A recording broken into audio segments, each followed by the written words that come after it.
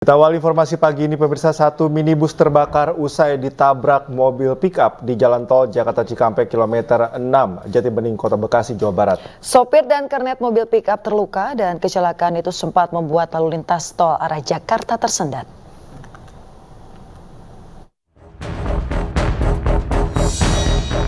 Kecelakaan lalu lintas terjadi di ruas tol Jakarta Cikampek kilometer 6 arah Jakarta, wilayah Jatibening, Pondok Gede, Kota Bekasi, Jawa Barat, Rabu pagi.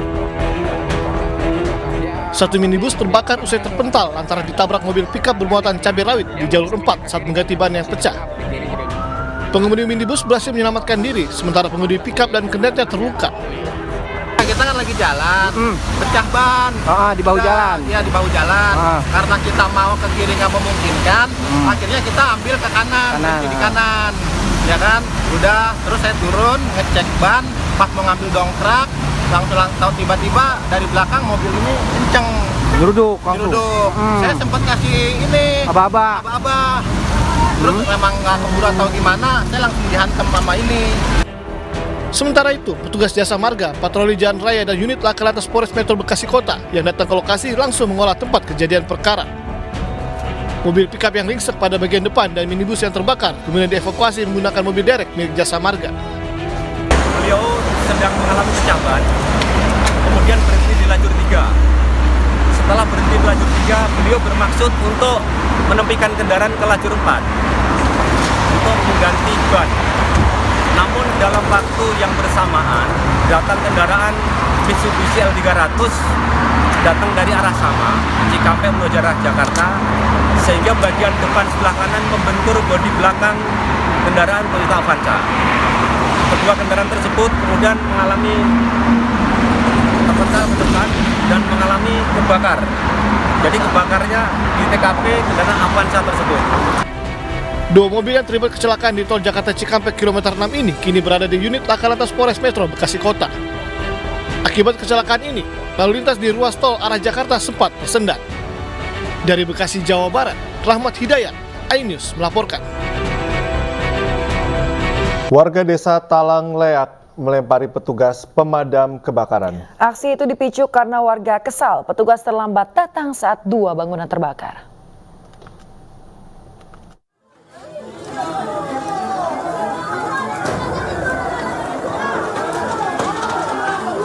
Dua bangunan milik Iles Madela dan Sudirman Syah, warga asal desa Talanglea, Kecamatan Beringin Kuning, Kabupaten Lebong, Bengkulu, hangus terbakar. Saat api berkobar hebat, warga bersuadaya berusaha memadamkan api agar tidak menjalar ke bangunan lainnya. Beruntung, api berhasil padam karena bantuan dari masyarakat dan TNI Polri. Sulitnya akses dan jauhnya lokasi dengan posko pemadam membuat mobil pemadam kebakaran terlambat datang ke lokasi. Alhasil, warga yang kesal membuat mereka melempari mobil pemadam. Sempat ada perselisihan antar warga dan petugas pemadam tetapi dapat didamaikan. Dugaan sementara api dipicu karena korsleting listrik. Jadi untuk kerugian material diperkirakan 250 juta dan 75 juta rupiah. Kemudian untuk penyebab sampai sekarang masih dalam penyelidikan, namun diduga dari adanya arus pendek. Tidak ada korban jiwa maupun luka-luka dalam kebakaran ini. Namun petugas memprediksi kerugian mencapai ratusan juta rupiah. Dari Lebong, Bengkulu, Widodo Waluyo, iNews melaporkan. Jalan Trans Sulawesi penghubung Kecamatan Rongkong dan Kecamatan Seko, Kabupaten Luwu Utara, Sulawesi Selatan longsor hingga mengisolir ribuan warga. Warga pun secara bergotong royong membuat jalur alternatif untuk mendapatkan logistik.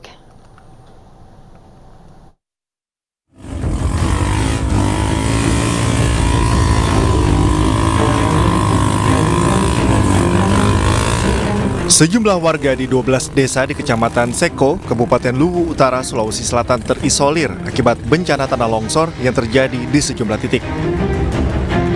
Bencana longsor susulan yang terjadi di Desa Rinding Alo, Kecamatan Rongkong membuat badan jalan amblas. Kondisi ini membuat jalur tersebut tak bisa dilalui oleh kendaraan. Agar bisa menyuplai logistik ke desa terisolir dan mengangkut hasil bumi untuk dijual ke ibu kota kabupaten, warga secara swadaya bergotong royong membuat jalur alternatif. Namun jalur alternatif sangat licin, membuat petugas dan warga harus saling bahu-membahu menarik dan mengangkat motor. Warga pun diimbau agar tetap berhati-hati, utamanya yang melintas saat malam hari. Sebelumnya, bencana tanah longsor terjadi di 7 titik berbeda. Kalau kita lihat lokasi titik kejadian ini, kurang lebih sekitar 25 meter badan jalan yang terputus akibat adanya cuaca arus hujan yang cukup keras, cuaca ekstrim, sehingga menyebabkan terjadinya longsor. Warga berharap pemerintah segera membenahi material longsor yang menutupi akses jalan dan membangun jalur baru. Dari Kabupaten Luwu Utara, Sulawesi Selatan, Nasruddin Rubak, iNews melaporkan. Untuk informasi lainnya, pemirsa, dampak erupsi Gunung Ruang Bandara Internasional Samratulangi memperpanjang masa penutupan hingga 2 Mei 2024 pukul 12 waktu Indonesia Tengah.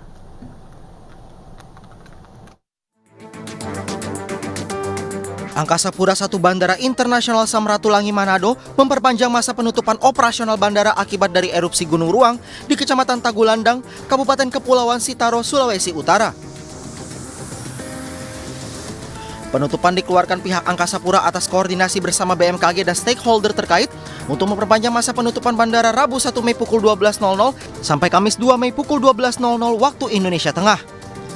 Itu memang penutupan sampai di jam 12.00, namun hasil rapat koordinasi kami dengan stakeholder yang terdiri dari otoritas bandara, maskapai penerbangan Airnav Indonesia, dan BMKG sendiri hasilnya memutuskan untuk memperpanjang notam sampai di jam 12 besok siang dikarenakan abu yang sangat tebal memerlukan pembersihan di airside.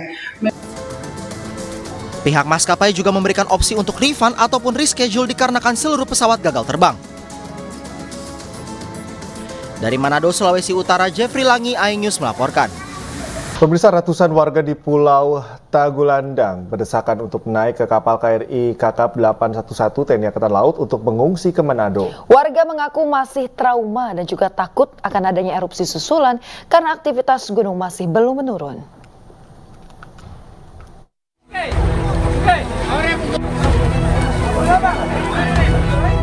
Ratusan warga yang sudah menunggu di Pelabuhan Tagulandang langsung berdesakan naik ke kapal KRI Kakap 811 milik TNI Angkatan Laut saat kapal bersandar. Mereka merupakan pengungsi erupsi Gunung Ruang yang rencananya akan mengungsi ke keluarga dan kerabat mereka di Manado. Salah satu pengungsi yang rumahnya hancur diterjang material debu dan batu vulkanik Gunung Ruang awalnya mengungsi di Desa Balehumara. Namun karena aktivitas gunung masih tinggi, mereka terpaksa berangkat ke Manado. Namun rumah yang kami tinggal sementara juga rusak. Dan kami masih ada ancaman gunung api, jadi kami harus menghindar dulu. Rencana mau tinggal di mana?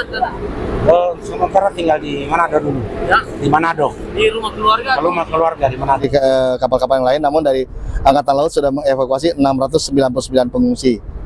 Dari erupsi kedua tanggal 30 itu ya. Sebanyak 699 pengungsi telah diangkut KRI Kakap sejak Gunung Ruang erupsi.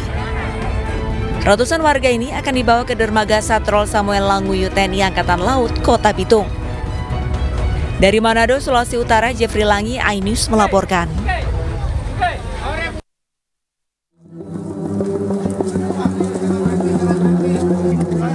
Kapal KRI Kakap 811 TNI AL tiba di dermaga Satrol, Pangkalan Utama TNI AL, Kota Bitung pada Rabu malam. Dengan membawa 330 warga terdampak erupsi Gunung Ruang, diantaranya wanita 176 dan pria 154. Dari data yang dihimpun, korban erupsi yang mengalami sakit ringan terdapat 25 orang dan sakit berat 5 orang dan langsung dibawa dengan ambulans yang telah disediakan oleh pemerintah Kota Bitung. Keterbatasan kapal membuat proses evakuasi belum maksimal, belum seluruh warga bisa dievakuasi. Selain itu, stok makanan yang menipis juga menjadi kendala untuk para pengungsi. Dermaga Satrol Lantamal 8 di Bitung, kita baru mengevakuasi pengungsi sejumlah 330 pengungsi, rata-rata semuanya dalam keadaan kurang sehat. seperti kita lihat tadi banyak pada saat keluar dari kapal, banyak yang sakit. Masih banyak di sana yang belum sempat kita angkut karena keterbatasan ruang muat di kapal. Kemudian tadi saya juga sempat ke dapur umum. Di sana untuk stok makanan sudah semakin menipis. Ya luar biasa. DP kerusakan memang batu, kerikil, pasir, dan ada DP buntur-buntur kial. Ada saudara tapi belum jemput. Jam berapa katanya mau jemput? Tidak perlu takut karena ada jemputan ada di kamar. Ini bawa siapa aja Ibu? Ya. Ada bawa siapa aja dengan siapa? Mama, papa, dan saudara-saudara. Sementara itu, beberapa warga yang dievakuasi langsung dijemput oleh keluarga masing-masing ke Manado dan juga keluarga di Bitung.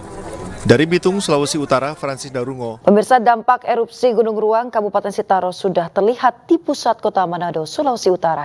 Cuaca kota pada siang hari menjadi gelap dan juga terdapat debu vulkanik yang menutupi jendela kendaraan di jalanan.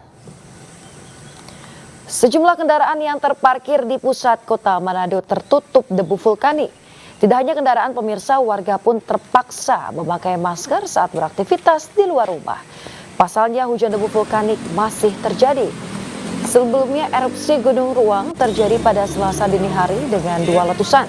Erupsi Gunung Ruang mengeluarkan asap bertekanan kuat dengan intensitas tebal dan tinggi mencapai 2000 meter.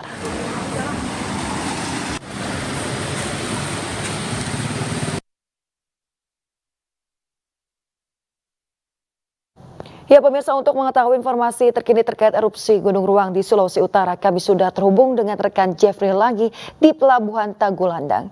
Selamat pagi Jeffrey, bagaimana situasi atau status Gunung Ruang saat ini dan apa saja himbauan dari petugas yang diinformasikan kepada masyarakat? Ya Yasmin dan pemirsa, saya laporkan saat ini saya berada di Pelabuhan Tagulandang. Di belakang saya Gunung Ruang. Namun pada pagi ini Gunung Ruang tertutup dengan kabut dan aktivitas Gunung Ruang sampai dengan dini hari tadi masih menunjukkan aktivitas, namun sudah tidak terlalu tinggi, di mana hanya terlihat asap tebal membumbung tinggi ke atas, asap berwarna kelabu dan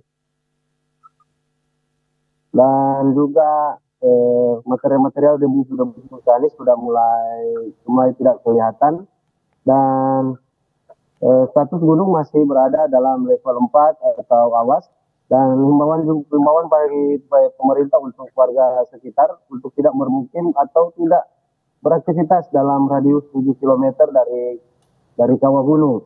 Dan bisa terlihat di Pulau Tagulandang ini merupakan lokasi yang terdekat dalam kaki Gunung Ruang, di mana ada beberapa kampung yang sudah dievakuasi warganya di beberapa lokasi pengungsian dan juga posko-posko yang ada di luar Pulau Tagulandang. Dan dari dampak erupsi Gunung Ruang ini ada sekira 6.609 para pengungsi yang sudah dievakuasi dan sekira 200 warga yang sudah dievakuasi ke luar dari Pulau Tagulandang. Dan juga selain itu, dampak erupsi Gunung Ruang ini terdapat beberapa material seperti rumah, sekira 3.000-an rumah hancur dan tidak bisa ditinggali karena atap-atap rumah para warga bocor karena waktu erupsi terdapat batu vulkanik yang keluar dari kawah gunung. Yasmin. Ya baik, terima kasih atas informasinya Jeffrey Langi melaporkan langsung dari Pelabuhan Tagulandang, Sulawesi Utara. Selamat bertugas kembali dan juga jaga kesehatan keselamatan Jeffrey. Kita ke informasi lain, pemirsa. Kementerian Agama bersama dengan pemerintah Arab Saudi secara resmi melarang haji backpacker. Sanksi tegas juga telah disiapkan oleh otoritas terkait bagi seluruh pelanggar.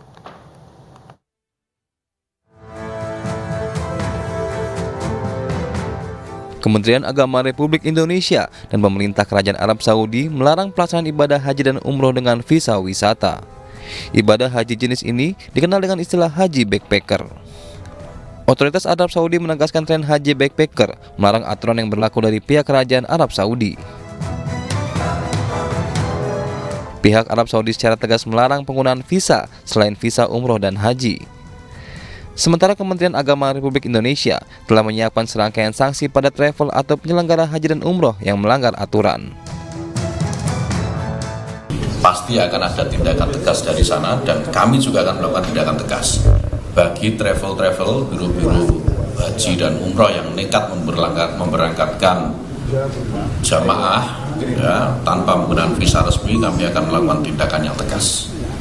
Jadi mohon ini disampaikan kepada publik, oleh saudara-saudara saya ini, kawan-kawan media ini, agar semua calon jamaah ini tahu bahwa kalau berangkat haji harus menggunakan prosedur yang benar.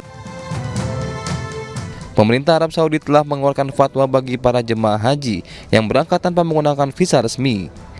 Fatwa tersebut menyatakan bahwa ibadah haji tak sah jika tidak menggunakan visa resmi. Dari Jakarta, tim liputan iNews melaporkan. Pemirsa, artis K-pop dan kru ditahan pihak imigrasi karena menggelar syuting program menggunakan visa turis di Bali. Kasus itu sangat disayangkan Kemenparekraf.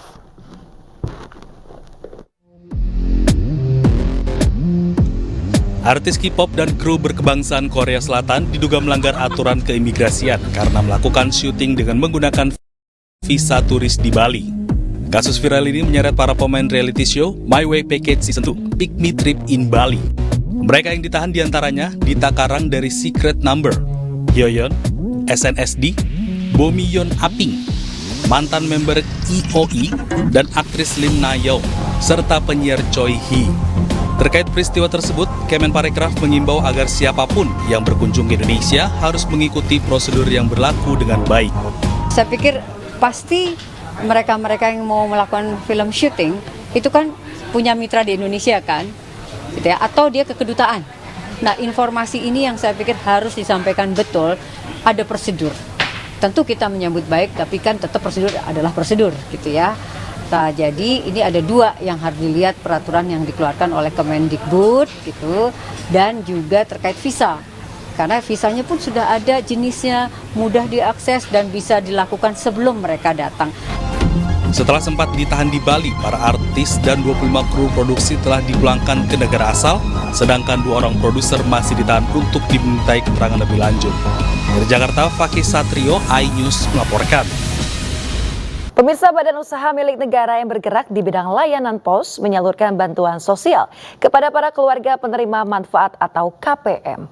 Bantuan diserahkan kepada 2.088 keluarga penerima manfaat atau KPM di Tangerang Selatan, Banten.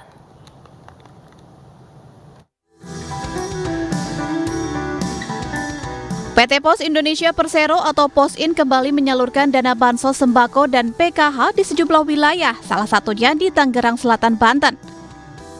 Penyaluran dana bansos sembako dan PKH di kantor Pos Tangsel oleh Pos Indonesia mencapai 93%. Penyaluran bantuan dilakukan di kantor Pos KC Pondok Aren, Tangerang Selatan kepada 2.088 keluarga penerima manfaat atau KPM.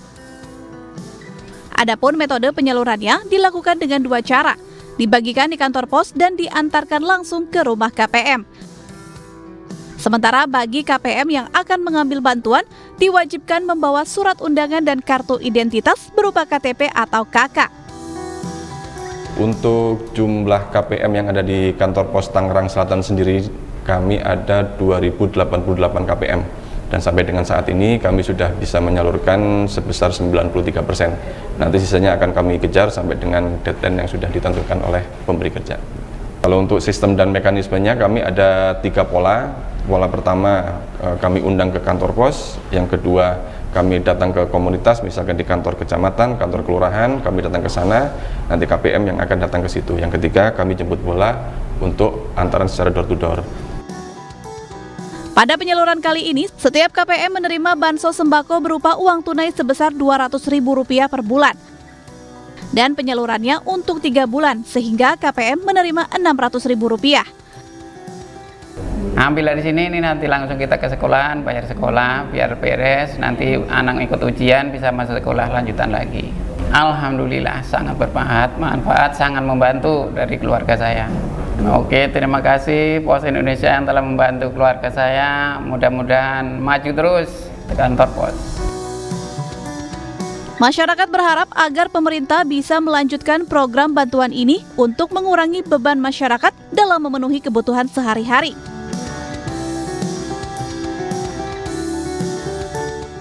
Kembali di Ainus Pagi bersama saya Cika Multazam dan rekan Yasmin Atania. Pemirsa, ratusan buruh memadati Stadion Madia Gelora Bung Karno untuk merayakan Hari Buruh Sedunia. Pemirsa, dua tuntutan yang disuarakan para buruh yaitu menuntut dihapusnya Omnibus Law Cipta Kerja dan juga menghapus outsourcing serta tolak upah murah. Kapolri Jenderal Listio Sigit Prabowo ikut mengamankan rangkaian unjuk rasa para buruh yang mana mulai dari Bundaran Patung Kuda hingga Stadion GBK. Tidak hanya orasi, pemirsa, kegiatan Hari Buruh Internasional juga turut dimeriahkan dengan tari-tarian dan juga panggung hiburan.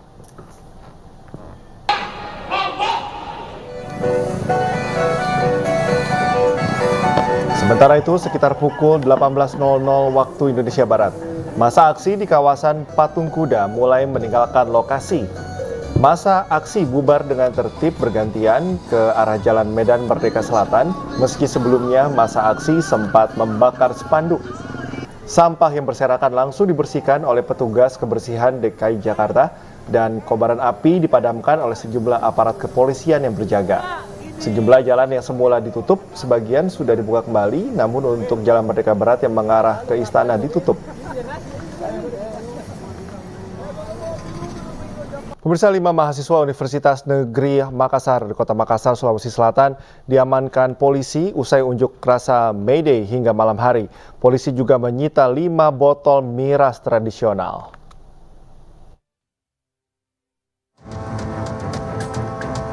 Memperingati Hari Buruh, mahasiswa Universitas Negeri Makassar menggelar aksi bakar ban bekas. Mahasiswa juga menutup jalan raya pendidikan di Kota Makassar. Saat penyisiran, polisi mengamankan sedikitnya 5 mahasiswa. Petugas juga menyita 5 botol minuman keras tradisional jenis balo yang dibawa mahasiswa. Sementara itu, puluhan mahasiswa UNM lainnya yang sempat diamankan petugas langsung diserahkan ke pihak kampus untuk diberikan pembinaan. Setelah selesai aksi, ada yang bakar ban di situ dan kita tertibkan. Sampai masuk di sini ada beberapa orang yang melakukan pelanggaran, yaitu minum balok, kita sudah amankan. Situasi aman, tertib dan terkendali. Ada berapa jumlah tadi jamaah? Tadi ada 10 yang dikembalikan kan? 5. Ada 5 orang yang kita amankan. 5 orang yang amankan. Yang lainnya kita melakukan pembinaan dan kita serahkan kepada kampus.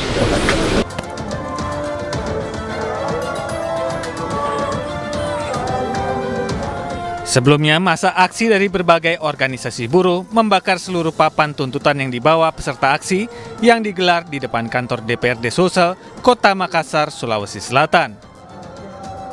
Masa aksi ini menuntut adanya Undang-Undang Pokok Ketenagakerjaan yang baru dan lahir dalam proses demokratis. Hentikan politik upah murah, hentikan sistem kerja kontrak atau outsourcing, dan menolak kriminalisasi buruh. Dari Kota Makassar, Sulawesi Selatan, Muhammad Nurbone Anyus melaporkan. Pemirsa, peringatan Hari Buruh Internasional diperingati di berbagai tempat di Indonesia.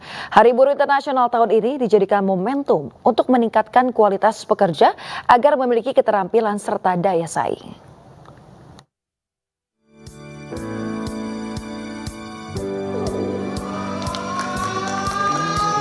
Seluruh penjuru dunia pada 1 Mei ini kembali memperingati dan merayakan Hari Buruh Internasional, tak terkecuali di Indonesia, seperti yang dilakukan para buruh di Cilincing, Jakarta Utara, yang turut dihadiri Menteri Tenaga Kerja Ida Fauzia dan Serikat Pekerja hingga para pengusaha. Dalam peringatan yang mengambil tema May Day is Terampil Day ini, Menteri Ida Fauzia menyampaikan pentingnya kerjasama seluruh elemen untuk mewujudkan pekerja yang lebih kompeten untuk menghadapi dinamika dunia kerja di masa mendatang hingga bisa beradaptasi dengan perubahan. Selanjutnya, Kementerian Tenaga Kerja sudah melakukan berbagai upaya untuk meningkatkan keterampilan pekerja, diantaranya adalah program Balai Latihan Kerja, baik reguler maupun berbasis komunitas serikat pekerja, hingga program Balai Latihan Vokasi dan Produktivitas. Pada peringatan May Day tahun ini, kami mengusung tema besar kami, May Day tahun 2024, kerja bersama, wujudkan pekerja buruh yang kompeten. Melalui tema tersebut, kami mengajak kepada teman-teman serikat pekerja, serikat buruh untuk terus berusaha, terus berupaya meningkatkan skill dan kompetensi dan meningkatkan daya saing. 3, 2, 1. Dalam peringatan Hari Buruh 2024 ini, Menaker bersama-sama pengusaha dan pekerja turut meluncurkan keputusan Menteri Tenaga Kerja nomor 76 tahun 2024 tentang pedoman pelaksanaan tentang hubungan industrial Pancasila serta deklarasi untuk terwujudnya Kep Menaker tersebut. Dari Jakarta, Nur Aryadin, iNews melaporkan. Pemirsa, puluhan warga di Kabupaten Bekasi, Jawa Barat menuntut aparat kepolisian menutup toko minuman keras di Desa Pasir Sari.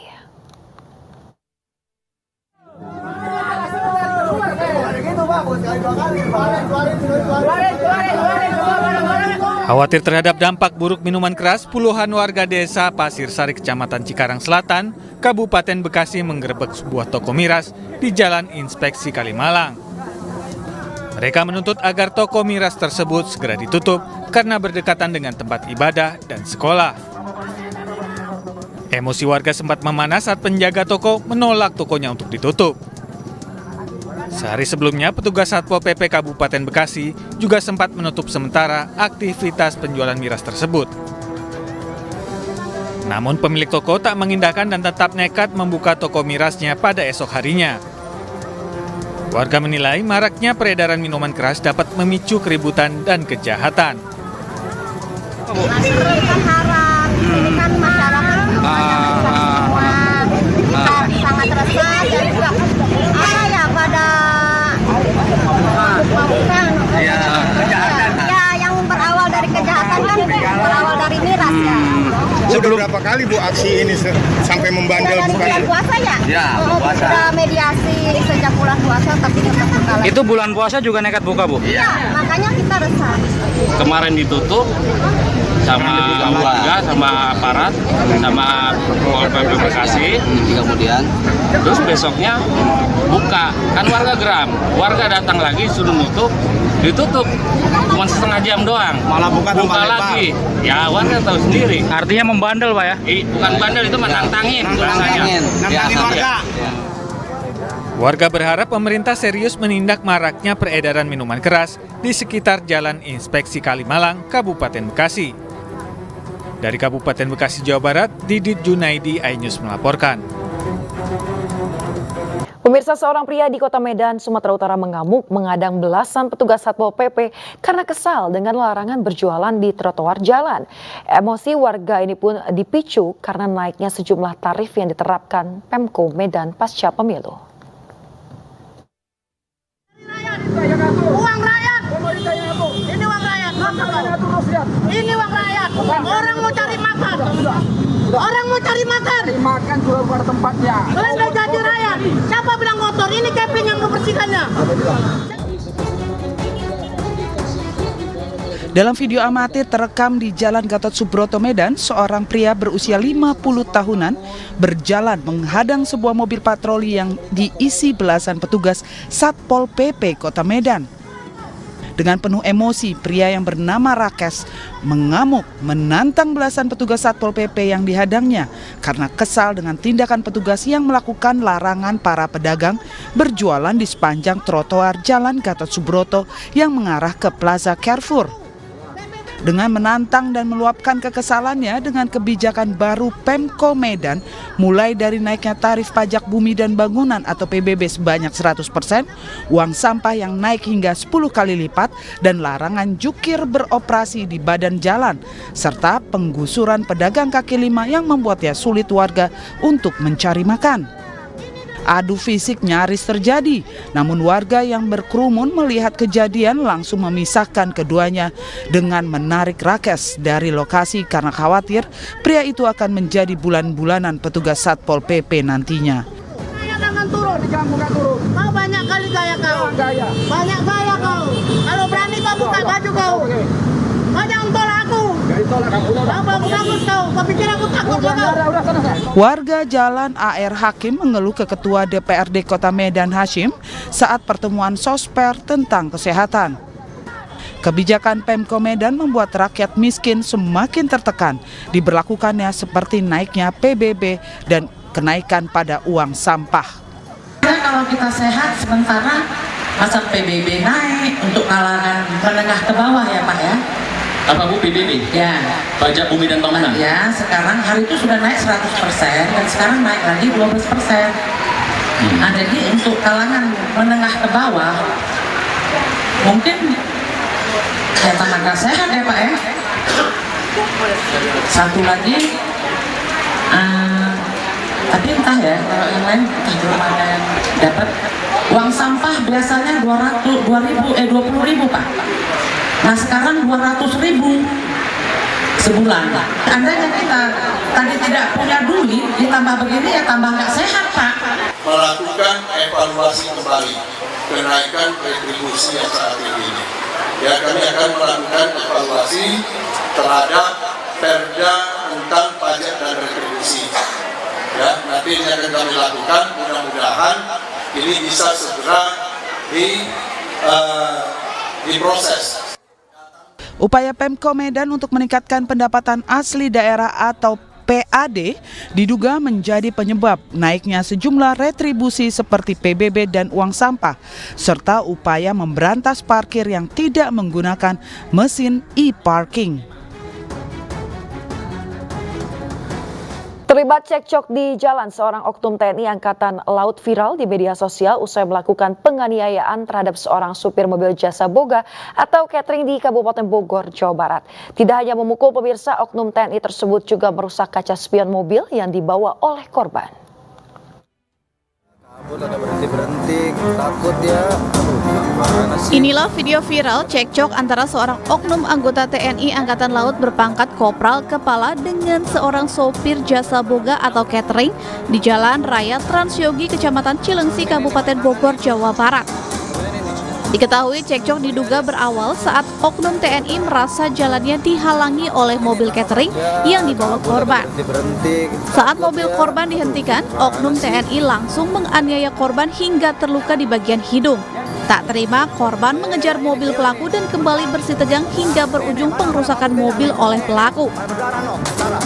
Dia ini nyalip karena di depannya ada mobil, karena ini kosong dia nyalip ke sini. Nah bapak ini langsung mepet.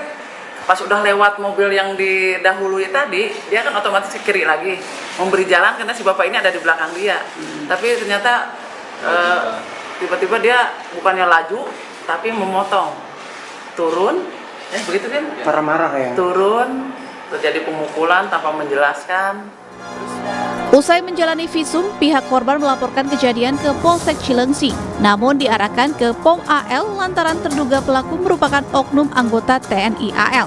Dari Kabupaten Bogor, Jawa Barat, Cahyat Supriyatna, iNews melaporkan. Tengah berjalan kaki menuju warung, kaki kanan seorang emak-emak terperosok di lubang penutup saluran air di Keramat Jati, Jakarta Timur. Petugas rescue pemadam kebakaran yang mendapat laporan langsung mengeluarkan kaki emak-emak tersebut dari lubang.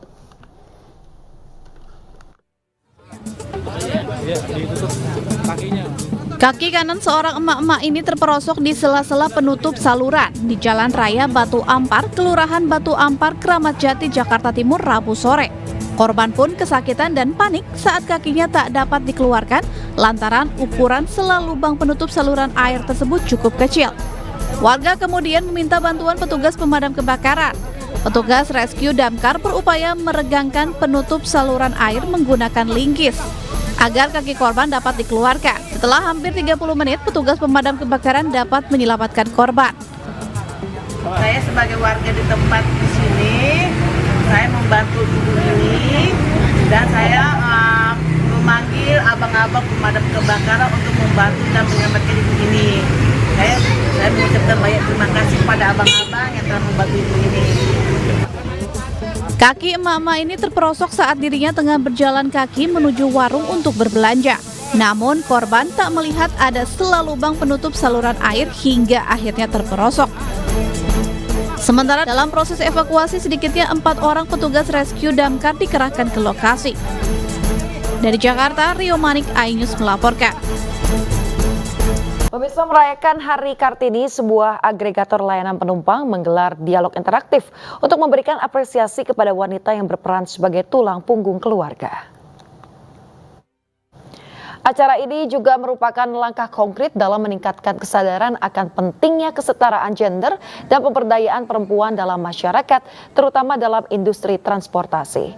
Dalam acara yang bertajuk Driving Empowerment, Celebrating Kartini's Day, hadir sebagai pembicara Intan Aletrino, Putri Indonesia Pariwisata tahun 2016, dan Amanda Falani, seorang praktisi media. Di akhir acara, pemirsa diberikan penghargaan dan bantuan kepada pengemudi-pengemudi wanita yang menjadi tulang punggung keluarga. Kartini di zaman sekarang yang modern ya, salah satu contohnya banyak seperti kakak-kakak yang inspiratif tadi, salah satu beberapa narasumber. Jadi saya rasa semua wanita-wanita yang berjuang tidak harus keluar rumah loh, di dalam rumah juga mereka berjuang, memberi advokasi, memberi edukasi untuk anaknya, untuk keluarganya, berjuang keluar untuk menghidupi keluarganya. Ya kurang lebih seperti itu. Sekarang kesempatannya lebih banyak ya untuk perempuan untuk bisa lebih berkembang, berkarya dan berdaya. Sebenarnya kalau untuk seperti di era modern sekarang, dia bisa lebih berkarya, apapun yang bisa dilakukan, bahkan pekerjaan yang laki-laki lakukan, wanita pun bisa. Menparekraf Sandiaga Uno mendapat kehormatan untuk ikut dalam proses pembuatan keris. Proses pembuatan keris digelar dalam Festival Semarapura ke-6 yang digelar di Kabupaten Klungkung, Bali.